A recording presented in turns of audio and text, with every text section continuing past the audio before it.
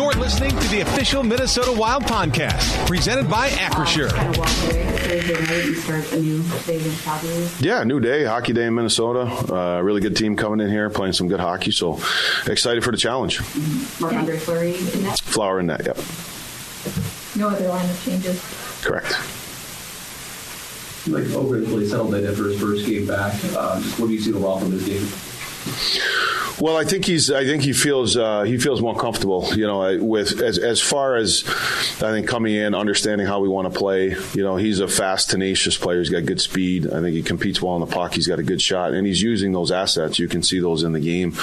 But I'd say that they're more evident now.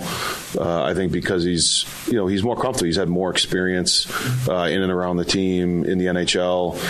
Playing in the American League, and it's just time on task.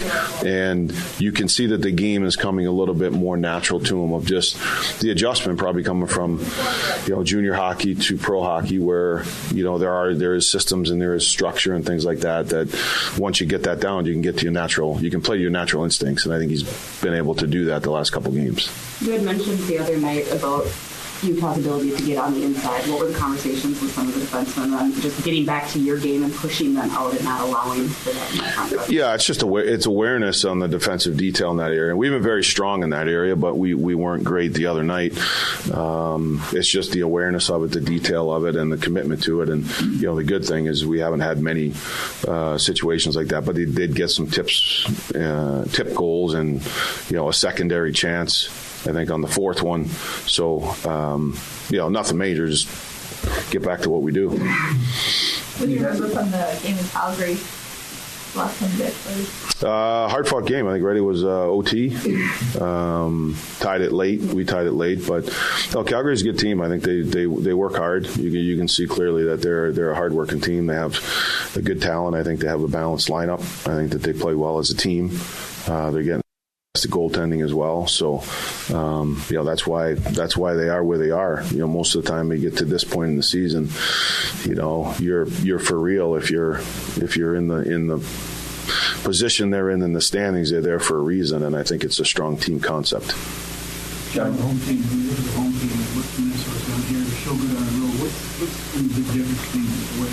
Style of game. I think we play something that's been addressed. I feel like on the road at times our mindset is a little bit different. It's not a tactical thing; it's a mindset of coming in and making sure you're getting to the game that gives us the best chance to win. And I know this home and road thing. It's like everything that happens, right? It gets blown out of proportion. I would say early in the year we're very good at home. We beat some good teams here. We played solid. It's just been as of late a little bit. I think there's been some different reasons why those things we haven't been as good at home, but this hasn't been a complete year thing. I do think it's important to recognize that with all of you and as well as the team, that sometimes things get blown out of proportion on certain things. I will say in the last several games at home, our mindset and the style of game isn't where it needs to be to win regularly, and that's what's got to change.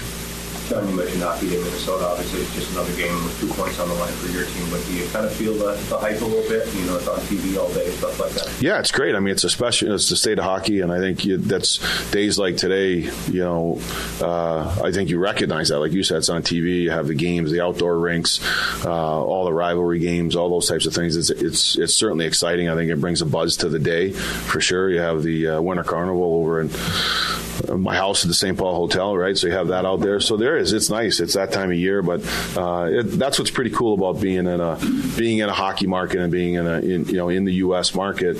That is, hockey's the number one sport in the state, and today's another example of why it's great to be here. Well, I have a pretty good record on hockey day too, so no pressure on you. No pressure. You can feel it or apply it. We're going to apply it. Along those lines. Your second half day as head coach, what did you learn about the state of hockey and their passion for the sport, having it kind of celebrating all the rest of that. Yeah, you know what? You know where you really see is when you get out and about. You know, like if you get out of, say, St. Paul and you go and you just see the amount of outdoor rinks, or you go to see even like, you know, some country clubs that have tennis courts and stuff in the summer, and then you drive through and there's hockey boards and there's rinks and you know, all the ponds, people skate, and then I think the importance of high school hockey here, it's huge. It's it's a passion. Like being in Nashville, you have SEC football, right? And you come to Minnesota and have high school hockey, which is huge. Just the passion that I think each town has, the schools have for each other, how publicized it is. So it's fun. You know, I've been in a couple different hockey markets in the U.S. and you know, this one's certainly, I think, a knowledgeable fan base.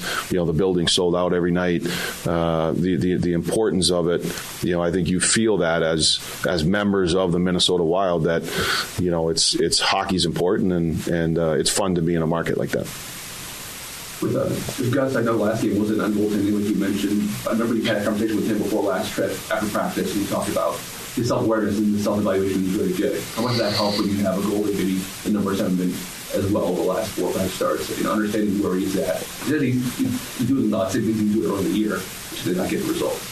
Yeah, I think it's really important, and I think it's important of the mindset of the goalie or any player. To be honest, I think you go ups and downs. Sometimes you might have an offensive guy that's playing pretty good hockey, but he can't get a bounce, and he goes through a little bit of a scoring drought. But the habits that you practice with, not overthinking things, just having a real good feel and an honest assessment. Okay, are there some goals I'd like to have back? Yes. Or there's some things that may have looked like bad goals, but they really weren't.